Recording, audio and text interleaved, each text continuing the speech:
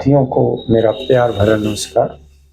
साथियों, आज मैं जो चर्चा करना चाहता हूं वो बाल अधिकार विषय पर आप लोगों के बीच में अपना संदेश, अपनी जानकारी आपके बीच में प्रस्तुत करना चाहता हूं। साथियों, बाल अधिकार क्या है? बाल अधिकार जो बनाया गया, राइट्स दिया गया, इसके क्या क्या फंडामेंटल राइट्स है। बाल अधिकार आयोग का, संरक्षण आयोग का एक गठन किया गया जिसका नाम है एनसीपीसीआर। एनसीपीसीआर पूरे राज्य में काम करता है। इसका मुख्य रूप से काम ये है कि बच्चों से जुड़ी जितनी भी बातें हैं उस पे वो काम करता है, उनके अधिकार को लेकर। और बाल न्यायालय प्रत्येक जनपद में स्थापित है। बाल न्यायालय का आशय हुआ कि जो बालकों से संदर्भित केसेज होंगी, प्रकरण होगा, उसका जो है न्यायालय में गठन किया गया है और न्यायालय के द्वारा निस्तारण किया जाएगा। जनपद के में देखा जाए तो बाल समितियां भी हैं, बाल संरक्षण समिति भी है और बाल अधिकार से संदर्भित एक टोल फ्री नंबर भी भारत सरकार ने जारी किया है।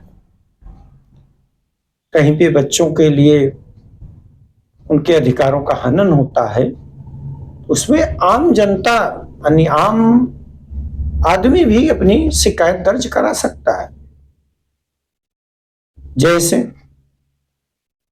कोई ढाबे पर नाबालिग बच्चा काम कर रहा हो, कोई ईंट भट्ठे पे नाबालिग बच्चा काम कर रहा हो, छोटे चाय के दुकानों पे नाबालिग बच्चा चाय की केतली में चाय पहुंचाता हो अथवा गिलास धुलता हो, ऐसे जो दृश्य आपको देखने के मिलते हैं, ऐसे में टोल फ्री नंबर पे आप शिकायत दर्ज करा सकते हैं। टोल फ्री शिकायत नंबर है 1800-101-722। और बच्चों के क्या क्या फंडामेंटल राइट्स दिए गए और बाल अधिकार की जो शुरुआत होती है वो 0 बच्चे से लेकर 18 वर्ष तक के बच्चों के लिए, यानी जो बच्चा पेट में पल रहा है तब से और 18 साल के उम्र तक के हम नाबालिग बच्चों की श्रेणी में उसको समझते हैं। तो ऐसे बच्चों के लिए राज्य सरकार, जनपद न्यायालय, जनपद स्तरीय कमेटियां, CWC ये काम कर रहे हैं। अब बाल अधिकार जो है उसमें क्या क्या चीजों का मेंशन किया गया है, किस किस चीजों को बाल अधिकार के दायरे में आएंगे। एक बच्चों के लिए क्या अधिकार है, एक बच्चे के लिए उसमें देखेंगे तो बच्चों को जीवित रहने का भी अधिकार है। अगर बच्चा गर्भ में है तो उसको जीने का भी अधिकार है, शिक्षा का अधिकार है, सुरक्षा का भी अधिकार है, भागीदारी का अधिकार है, विकास का अधिकार है, स्वास्थ्य एवं कल्याण के लिए भी अधिकार स्थापित है। साथ ही साथ उनकी पहचान, अभिव्यक्ति और भेदभाव और सुरक्षित माहौल में रहने के लिए बच्चों को एक अधिकार दिया गया है। ये कॉन्सेप्ट के बड़े दृश्य हैं जिसको हर मानव आसानी से समझ सकता है।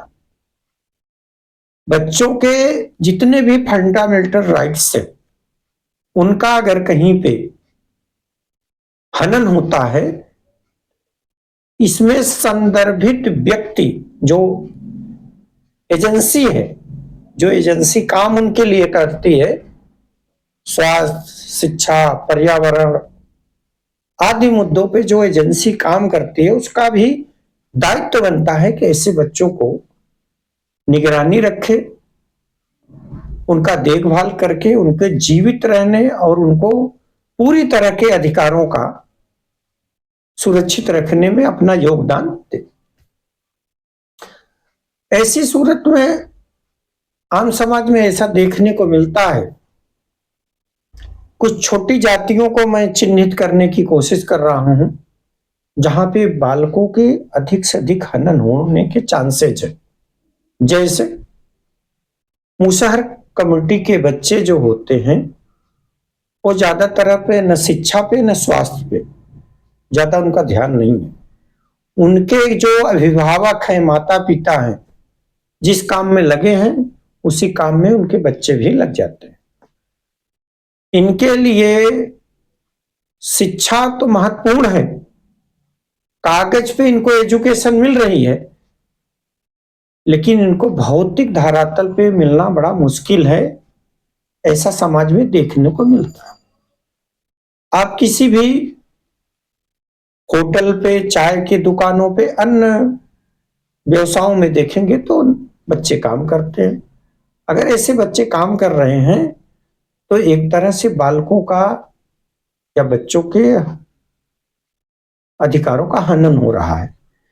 तो आपसे मेरी ये अपील है, इस वीडियोज के माध्यम से मैं एक आपसे अपील करना चाहता हूं कि आप इस पे मंथन करें और इस पे अध्ययन करें और आने वाले दिनों में ऐसे बच्चों के आप एक सहभागी बने, जिससे वो अपना जीवन उज्जवल भविष्य बना सके। तो मेरी आपसे यही अपील है कि संदेश को ज्यादा से ज्यादा लोगों के बीच में शेयर करें और हम लोगों के जो बच्चे हैं उनके भविष्य के प्रति हम और आप चिंतित हों। धन्यवाद।